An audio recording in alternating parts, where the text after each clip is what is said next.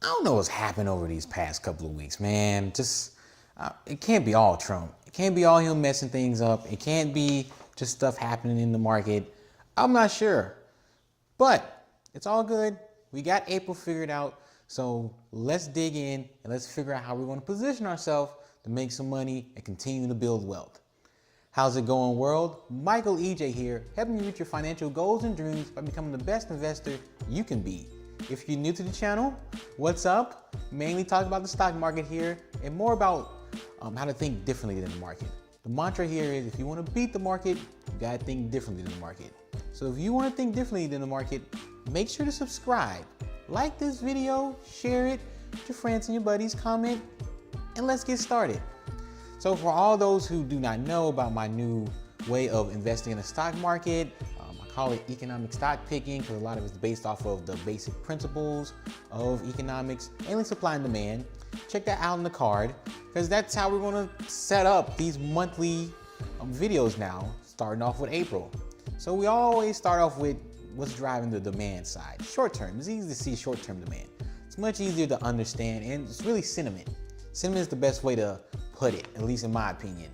And for a short-term trade, these are what I'll call P&L builders. I'm not looking to hold the stock for a while. I'm looking to hold it for 5-10% gain. If it goes down 5 or 10%, I'm out. Like, okay, sometimes you're gonna end up losing and you gotta get used to trading. And if you're not used to trading, then it's gonna be a little bit rough. But hopefully the sentiment stays high, it goes up more than goes down. Hopefully the market doesn't react crazy in that time. That's what we're hoping for. Now, I'm not 100% confident that that's not gonna happen, however. But all the different craziness that's happening in the markets today. The market's a little spooked with trade war fears. Inflation is still a little bit of a concern. Yeah, I mean, there's a lot of small things. Well, maybe not small, but things are happening. So I actually have this rule on this trading side, which is once the VIX goes above 20, I'm paying more attention to the options market. And I suggest you do the same. I've said this before plenty of times, and I'm giving this guy free promo, but check out optionalpha.com to learn more about trading options. That's what I learned, to kind of trade options, and also use a subscription to kind of see which option trades I should be trying to do at a very moment. But I do have two stocks that you can trade that I think will ride higher even through the headwinds or the craziness that the market presents itself right now.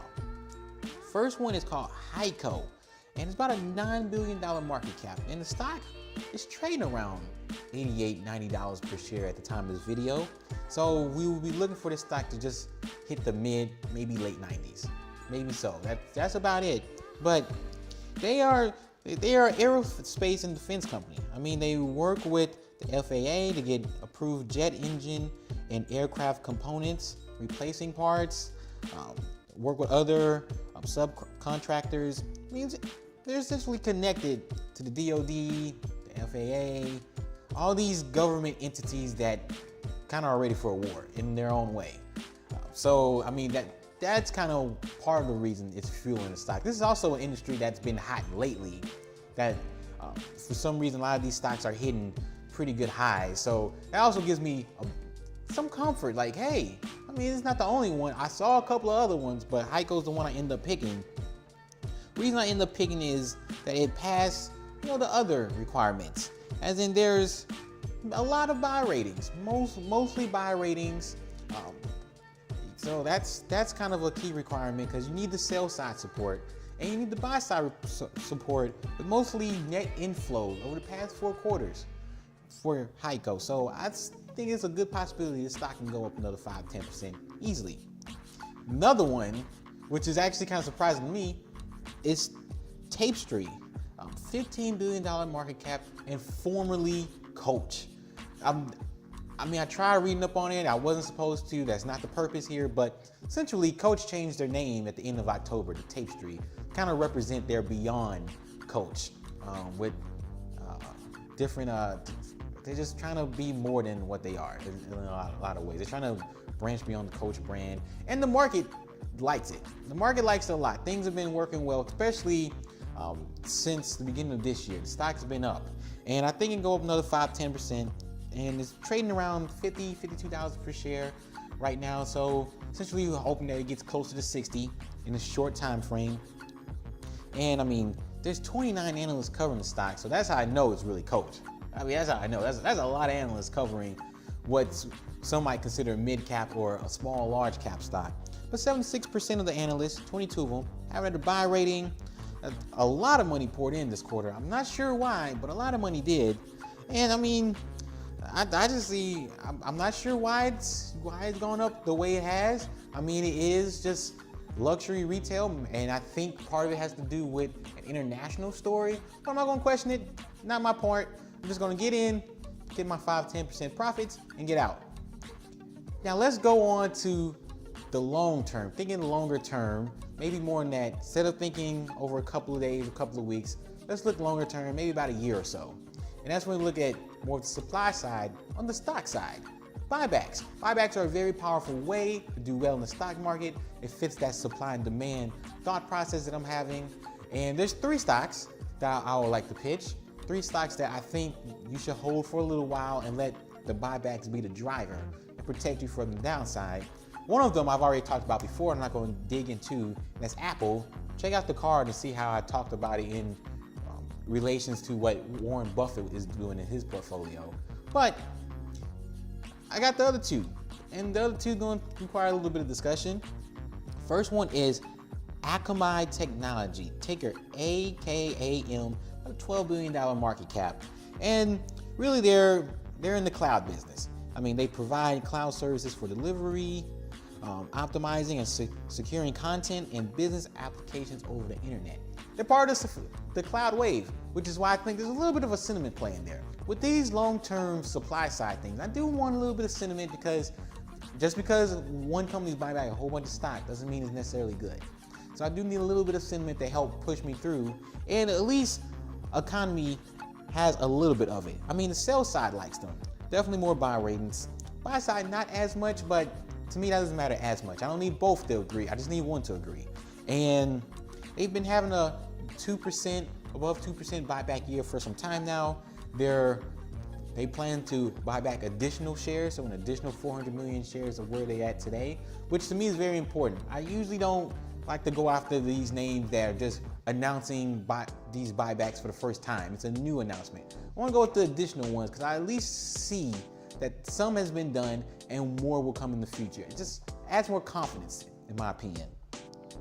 So that's that one. The other one's a well-known brand, Dollar General, ticker DG, about 25 billion.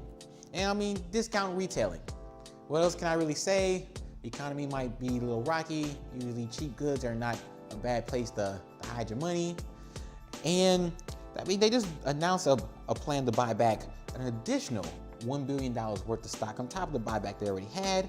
They've been having above 2% buyback yield as well for some time now. Sell side's okay, buy side, excuse me, it's a little better. It's a little better. So those things are working out, and that's what I'm kind of paying attention to. These are stocks I'm looking to hold for at least a year or close to a year. And for these stocks, I'm really hoping more so maybe 15, 20, 25% gains. And more importantly, a lot of it's driven because of the buyback that is happening. Now, prime time, the one everybody wants to wait on, which is my long-term stock that I plan to hold for about 3-5 years. I'm just gonna talk about today, and I might not talk about them again for the next 6 months, 9 months to a year. And it's a stock I've already talked about before. Matter of fact, you check it out in the card, and it's Shopify. I've already talked about Shopify before. And I actually, when I initially talked about them, I actually recommended that it's a high risk, high reward, and that you actually shouldn't buy them. I compared them a lot to NVIDIA, which you can check out in the card as well. And comparing them to NVIDIA, it kind of had the same story to me. It looks really bad right now. If you project out 3, 4, 5 years, the picture looks amazing. But NVIDIA had stronger financial ground. Shopify is not even cash flow positive yet. No earnings. I mean, there's a little bit more sketch. So I pushed them off at the moment. But now I'm saying, wait a second. they got some good strategic assets here, and they're growing at a very fast clip. I mean, when I noticed that they nearly doubled the amount of merchants that they have on their platform, like to over 600,000 now, I refocused. I repaid attention. Like, oh, this is something big, and might need to give it a second look. So in my second look, this is a company I think I'm going to hold for a while. Now let's talk about these strategic assets. Number one is the business model itself. Now, part of the reason why it's so appealing to go to Shopify versus the competitors, because that's the key. We're buying companies that we think have a strong competitive position and they can fight off competition in the long term. I think Shopify can do that. Part of it is that business model, and that it's two parts. One is the all-in-one solution. It's not just you can set up an online store, but it syncs with the inventory and syncs with the sales, it syncs with the payment process that you can do in a brick and mortar store, and if you want to sell on mobile or on a laptop, I mean, it all kind of syncs together, and you can track analytics. I mean, it's pretty nice. It's in a way, it's similar to Square, which I've talked about before, but extended. So that's a very nice perk. Right. Secondly, their referral program, which you might not think of as necessarily as a strategic asset, but this is how. They work with about 15,000 different marketing agencies, helping those merchants who are on the platform market and advertise for their business. The most important thing I see with this is that those 15,000 marketing agencies are working with them, not against them or working with anybody else. And you're helping those small and medium-sized businesses be successful. And if they're more successful, Shopify is more successful. It's once again that it's kind of a strategic alignment, like incentives that align well with the merchants. And last is the brand. Shopify is kind of known for, if you want to sell things online and you want to make it all happen, for SMBs, this is the place to go. And that brand is stronger than I thought, stronger than maybe you think. It's a very big role, because I mean, it means all the smaller players not gonna get as much love. I mean, I originally thought competition was Amazon. Maybe not so much so. They're going for a different crowd. I mean, some people don't want to sell on eBay. What is it, Etsy? Etsy has like specialty stuff. I mean, it's kind of wide open, and Shopify's kind of placed their flag in the ground and say, look, if you're an SMB, if you have brick and mortar stores, it's good. We can put it all together. And to me, that's a really strong brand. Very strong brand, very underrated. It's going to carry them for the next couple of years. I see the stock still going up pretty good amount, like maybe 50% in the next 2, 3, 4 years, which doesn't sound like a lot, but part of it is, like I've mentioned before in the past, part of it is the probability. I feel comfortable with that probability. I'd rather not invest in a stock which I think can go up 200%, but the probability of it, even though the numbers look good, is kind of low. Just because the numbers look good, I can't think of the reason why. With Shopify, I can think of many reasons why this can happen, and they can hit all their financial goals, possibly turn cash flow positive in the next year or two, and continue to grow from there. And that's what I have for y'all today. It's a long one. It's a little bit of a different process, but breaking down to you the 3 levels of how I'm thinking about the markets now, how I'm picking stocks. You always got to have a little bit of a short-term buffer, and I'll talk a little bit more about that. But got a couple of trades there. Get interested in the options market. I'm just telling you, things are a little bit better there than they are in the stock market right now from a short-term perspective. Always consider the supply side constraints and how I can help you reach your financial goals and dreams and help you become a better investor. My name is Michael EJ here, and I'll see you in the next video. Peace.